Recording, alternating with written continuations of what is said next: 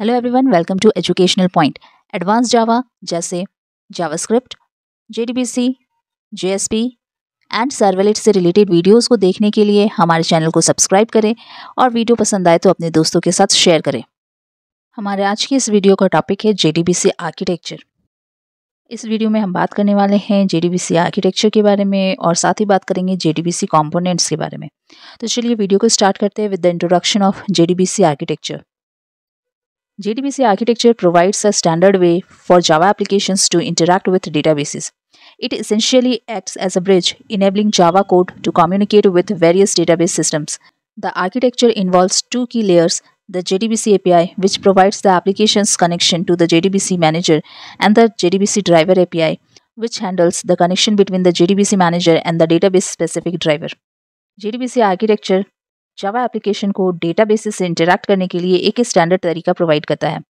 JDBC एक bridge की तरह है जो जावा कोड को अलग अलग डेटाबेस सिस्टम के साथ कम्युनिकेट करने में हेल्प करता है। जेडीबीसी आर्किटेक्चर में दो लेयर इन्वॉल्व होते हैं। पहला है जेडीबीसी एपीआई और दूसरा है JDBC driver API. JDBC API Java application को जेडीबीसी मैनेजर के साथ कनेक्ट करने में हेल्प करता है, जबकि JDBC driver API JDBC manager और जेडीबीसी ड्राइवर के बीच के कनेक्शन को हैंडल करता है। हमारे पास यहाँ पे एक पिक्चर है जो कि जेडीबीसी आर्किटेक्चर को दर्शाता है। सबसे पहले है एप्लीकेशन, उसके बाद है जेडीबीसी एपीआई, उसके बाद है जेडीबीसी ड्राइवर मैनेजर और यहाँ पर नीचे में है डिफरेंट डेटाबेस और साथ ही यहाँ पर है जेडीबीसी ड्राइवर्स। तो जैसा कि हम लोगों ने बात किया कि आर्किटेक्चर में दो की लेयर्स होते हैं। पहला है जेडीबीसी एपीआई और दूसरा है जेडीबीसी ड्राइवर एपीआई। तो यहाँ पे देखिए जेडीबीसी एपीआई है जो जावा एप्लीकेशन और ड्राइवर मैनेजर के बीच में कम्युनिकेशन एस्टैब्लिश करने में हेल्प करता है, जबकि JDBC driver API driver manager और जेडीबीसी ड्राइवर के बीच में कम्युनिकेशन को हैंडल करता है और ये जेडीबीसी ड्राइवर अपने स्पेसिफिक डेटाबेस के साथ कम्युनिकेट करके डेटा को मैनिपुलेट करने में हेल्प करते हैं। तो ये था जेडीबीसी आर्किटेक्चर। और अब बात करते हैं आर्किटेक्चर के इंपॉर्टेंट कंपोनेंट्स के बारे में। The key components of JDBC through which it enables Java applications to interact with databases are mentioned below.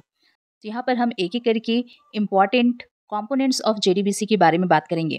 सबसे पहला है JDBC API.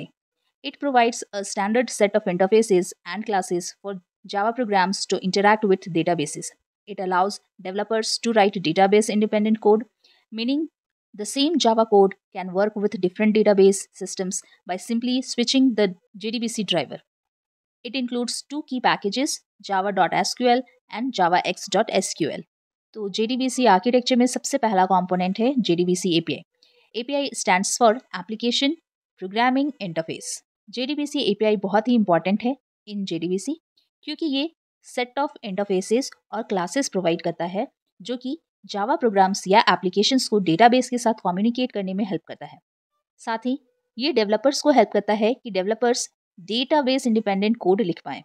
Database independent code का मतलब ये होता है कि जो जावा कोड हम एक डेटाबेस के लिए लिख रहे हैं वो हम दूसरे डेटाबेस के लिए भी यूज़ कर सकते हैं with the help of JDBC driver. JDBC API में टू इम्पॉर्टेंट पैकेजेस हैं। पहला है java.sql और दूसरा है javax.sql, जिसके हेल्प से हम डेटाबेस के साथ आसानी से कम्युनिकेट करके डेटा को मैनिपुलेट और फेच कर सकते हैं। दूसरा कंपोनेंट है JDBC driver manager. Driver manager is responsible for loading the correct database specific driver to establish a connection with the database. It manages the available drivers and ensure the right one is used to process user requests and interact with the database.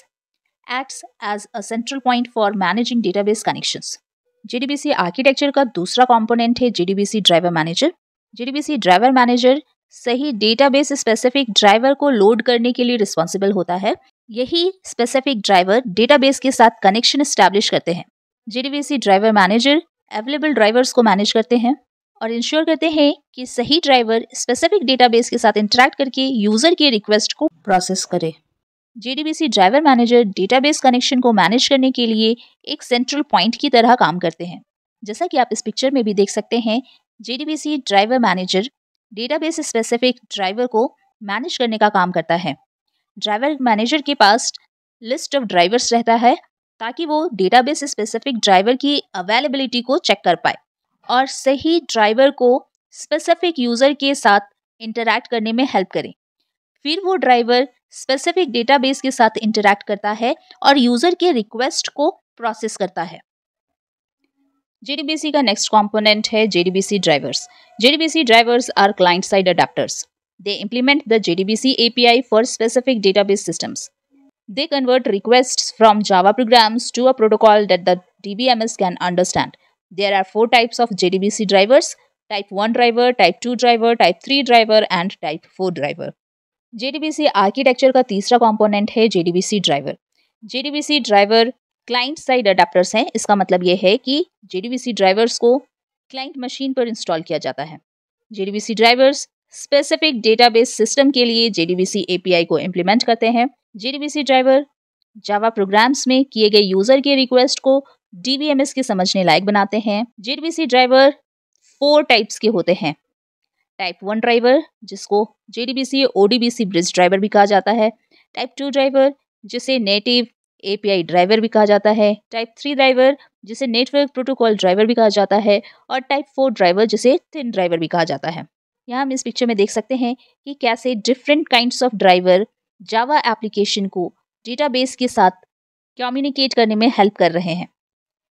इन चारों drivers के बारे में हम detail में study करेंगे अपने आने वाले वीडियोस में।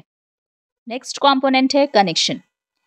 This interface with all methods for contacting a database. The connection object represents communication context. That is all communication with database is through connection object only. In short, we can say that it represents a connection to a specific database established using the driver manager and a JDBC driver.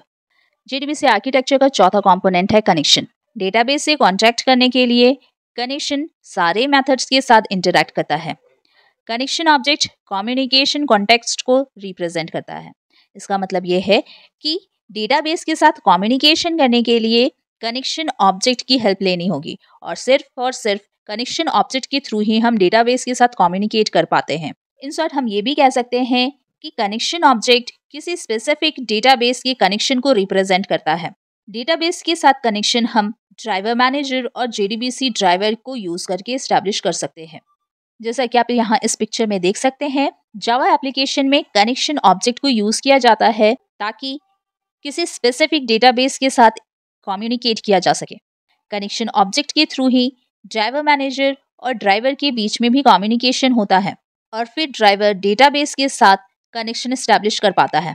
तो हम ये कह सकते हैं कि connection object के help से ही communication establish होता है। नेक्स्ट कंपोनेंट है स्टेटमेंट।